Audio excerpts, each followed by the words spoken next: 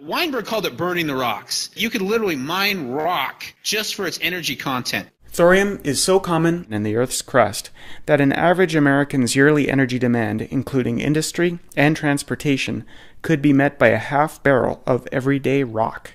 Dirt anywhere in the world worth many multiples of crude oil. But the key is to very efficiently convert thorium into energy. Prosperity depends strongly on energy for cooling, for heating, water purification, sewage processing, medicine, communications, for industry. All those things depend upon electric power.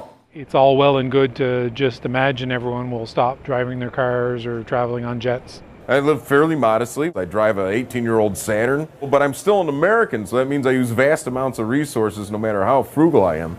Each year, the United States consumes almost 100 quadrillion British thermal units of energy.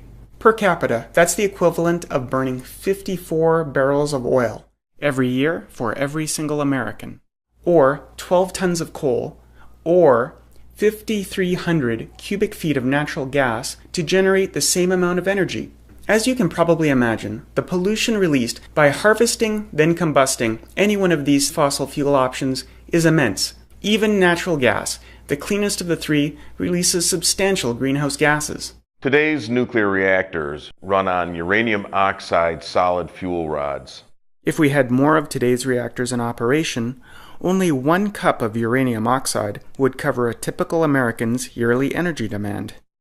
But this is thrown in our face, possibly for good reason, too. What I'm working on is the dream that failed. Conventional nuclear power is essentially stagnated, particularly in the United States. Nuclear innovation stopped in the 1970s. There's another option, thorium, element 90 on the periodic table. It would only take 4 grams of thorium to meet an American's energy needs for a full year. That's 4 grams.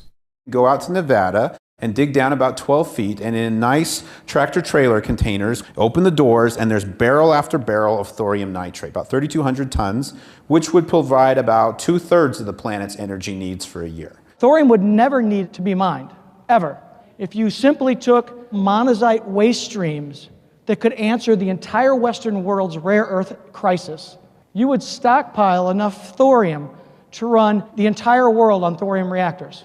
The best way of getting thorium, frankly, is go down to the beach in Florida and just dig some sand.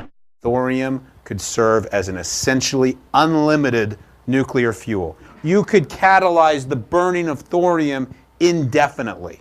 The reactors we use today answer the question, how do we power a 1950s-era nuclear submarine? The USS Nautilus. So we basically have this sub-design put into shipping port for the first power generator, and we built 400 of those. The Navy program was optimized to the needs of the Navy. It actually wasn't very well optimized to the needs of power production. We're extracting about 0.5% of the energy that's in the uranium. You can imagine going to your boss saying, I developed a new system. Well, how efficient is it? It's less than 1%. Excuse me, what did you build? I think you need to go work on that again. You know, I mean, we just simply wouldn't accept this. We could use thorium about 200 times more efficiently than we're using uranium now. This reduces the waste generated over uranium by factors of hundreds and by factors of millions over fossil fuels. Even without disastrous side effects, we still have a finite source of fossil fuel materials. We're quite sure we can make it cheaper than coal, but as long as you're close to coal, people are going to choose something over coal. Coal is extremely plentiful in North America. OPEC is not going to jack up the cost of coal. Coal is cheap. Coal causes 13,000 deaths a year. That's in the U.S. alone. In China, over 100,000. We are the second largest economy in the world. How do we meet this gap? It's a huge challenge. Energy and coal use is growing rapidly in all the developing countries, and they're being supported by Peabody Coal. Rich countries can afford to overpay for things. We can afford to overpay for medicine, we can overpay for energy. In the world where most people live, 80%, energy is going to be bought where it's economic. To you and me, national energy choices are the difference between cheap and expensive gasoline at the pump, the cost of heating our homes, and just another factor in how competitive our manufacturing sector can be. Outside of developed nations, energy is a difference between life and death. They will use the cheapest, energy source available to them because they desperately need that electric power. Germany's a first world nation, so why are they still building new coal plants? The holy grail for renewables is to be able to store the electric power one day and use it the next. And it's very expensive. Like fusion was so hard to do, storing energy cheaply has been a remarkably difficult challenge for 50 to 100 years. All the types of batteries that get made for cars, for computers, for phones, for flashlights, for everything, all the batteries we make now could store less than 10 minutes of all the energy the world uses. Thorium provides power when the sun goes down. Thorium provides power when the wind stops blowing. It doesn't depend on location. It doesn't require new transmission lines to be built from solar or wind farms to where the energy is actually needed. And for the CO2 problem, so we have to go from rapidly rising to falling all the way to zero. Power reactors don't contribute CO2 to the atmosphere. They should, by golly, be pursued. Period. And not to do it is sort of insane, really. We didn't develop nuclear energy off the back of the moonshot. We developed nuclear energy off the back of the atomic bomb. Now, I spent 10 years working at NASA. There's no coal on the moon. There's no petroleum. There's no wind either. The moon orbits the Earth once a month. For 2 weeks, the sun goes down and your solar panels don't make any energy. So nuclear energy was really the only choice. They had to come up with all kinds of new materials, new seals, new gaskets. There's an analogy here of taking the evolutionary steps and taking the revolutionary step. We will use new metal alloys, some of which have not yet been invented. Just like the moonshot, we can't anticipate what all the benefits will be. But we do have a baseline: clean, plentiful energy. I'm a rocket engineer. I know how to do this stuff. Building a reactor is a lot easier than this. Why climb the highest mountain? Why fly the Atlantic? Why does Rice play Texas? We choose to go to the moon in this decade and do the other things, not because they are easy, but because they are hard. Mr. President, since you missed our meeting on breeder reactors, I am being ruthless on one thing. Were either of you present when the reactor program was canceled in the early 70s?